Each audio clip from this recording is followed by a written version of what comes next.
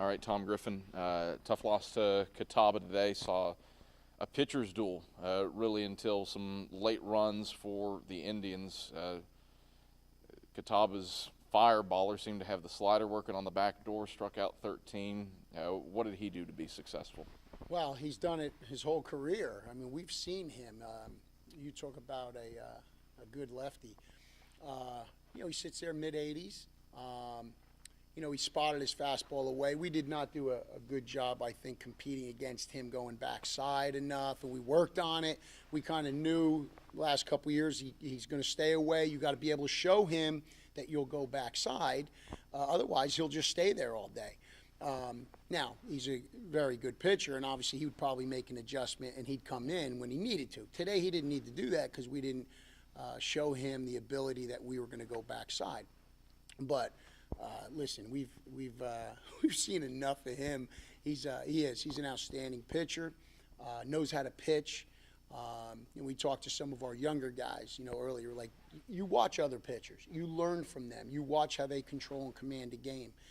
You watch the confidence that his players have in them when they know they get 1 or 2 runs. They probably feel like, all right, Lomascolo's going to take over here and take care of things. And so, yeah, very impressive job. He's an impressive guy. Arguably saw 2 sack pitcher of the year candidates out there, and Lomascolo for the Indians and Chris Armstrong, who, if he doesn't take a loss, would be a candidate for sack pitcher of the week. Throws 7 complete, 9 strikeouts, and seemed to be blowing past guys at times. Yeah, Chris, I thought did a really good job. You're right. It was a little bit of a pitcher's duel. I thought, the three spot they put on early, it was the hop over the third baseman's head. They had some hard contact in that inning. But the key was what he did after that 3 spot. Thought he settled down and did a really nice job, giving us a chance at least to try to get in the game. But again, because of Nick, we didn't have a chance. We didn't do a good job with them. And again, we told our hitters, some of that is credit to him, but we've got to compete a little bit better as well against that. But we just talked with our guys. I think that's the key is we've got good pitching. They're going to keep us in ball games. We've got to have better approaches and learn from games like this. And we've got to do it pretty quick. Talk about learning, getting better. What do you improve upon from a day like today with 2 more tomorrow against the 17th best team in the nation? Yeah, well, we talked about, again, while they were here after the game, we talk about, we think like all coaches, we review some of the mistakes. We talk about some of the approaches and some adjustments that have to be made and sooner. And we've been doing that a lot.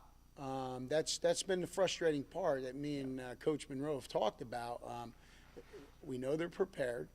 We know we have reviewed, and we know we've gotten enough reps. We know we have talked about the mental aspect. Now it's, they've got to put it into practice. And they will. They will. Again, we told them this adversity, this roadblock that we're facing right now, I told them that as coaches, players, this is where we're supposed to be.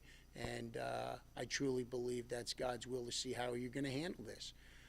It certainly has helped me so much as a coach because, I think as a younger coach, it's all about wins and losses, and, you get upset with the losses and you get all fired up about it. And I think what I've learned in the last several years is, patience. And I think that's God's way of saying, be patient through this, handle it the way you're supposed to handle it as you represent me, and let's see what happens from that.